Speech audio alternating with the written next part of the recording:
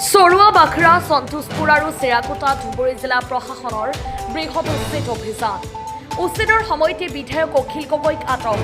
উচ্ছেদিত পৰিয়ালসমূহৰ কাষলৈ যোৱা গগৈক আৰক্ষীৰ বাধা প্ৰদান।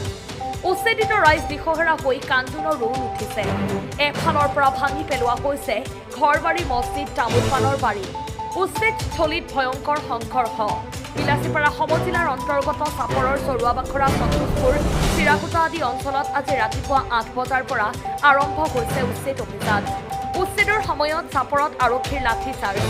অখিল গগৈ উপস্থিত হোৱাৰ পিছতে উত্তপ্ত হৈ পৰে পৰিস্থিতি। ওলাই আহিল হাজাৰ হাজাৰ মুছলমান। Bureau report Batadrava live.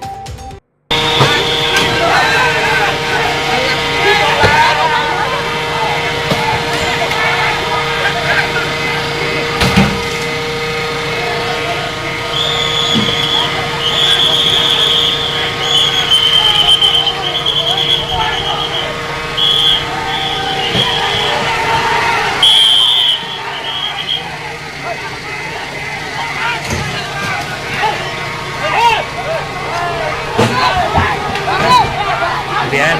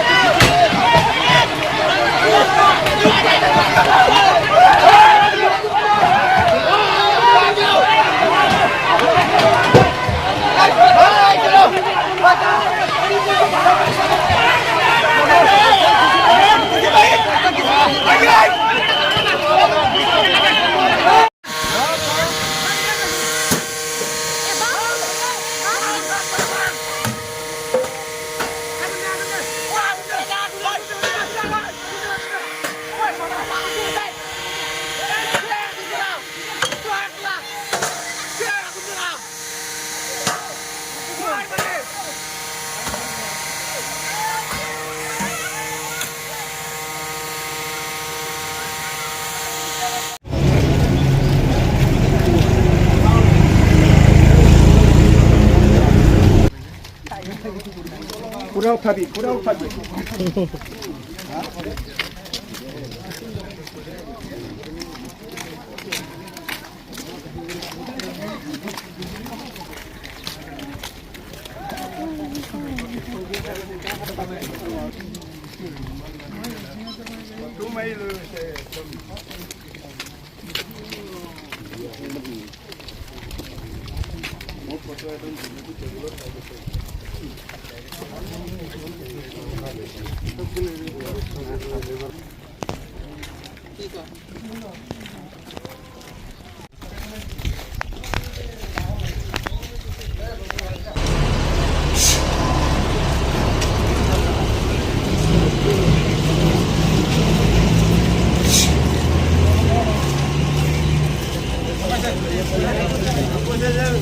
Number तो तार आगे नंबर बेले आसिले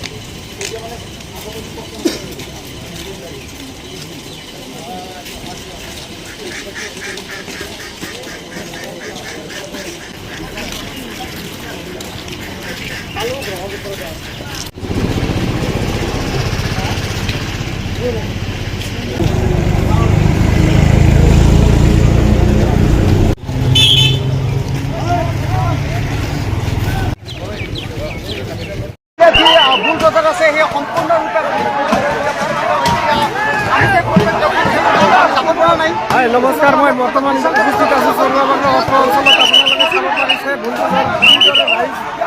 হাজাৰ হাজাৰ ৰাইজ উত্তেজিত হৈ বুলডোজাৰবিলাক ভাঙি পেলাইছে। আপোনালোকে চাই বিশেষ প্ৰতিবেদন ইয়াত আৰক্ষী পক্ষখন নীৰৱ হৈ স্তব্ধ মাৰি থিয় হৈ আছে। আপোনালোকে হাজাৰ হাজাৰ জনতা ইয়াত লাঠি চাৰ্জ লৈ আহি ইয়াত কিদৰে মাৰপিট কৰি আছে, কিদৰে জেচিবিডাল কৰি আছে যে আপোনালোকে চাব পাৰিছে।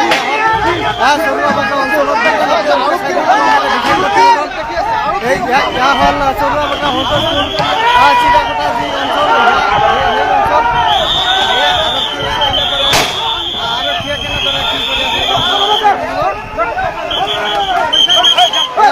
পৰিস্থিতি মানে 1 নম্বৰত বিচাৰে আমাৰ ইয়াত এজনো বাংলাদেশী নাই। যদি দেখাই দিব দিব পাৰে আমি সহায়িয়া কৰি এৰি যাম আৰু আমিও পূৰ্ণ সমৰ্থন কৰিম সিহঁতক।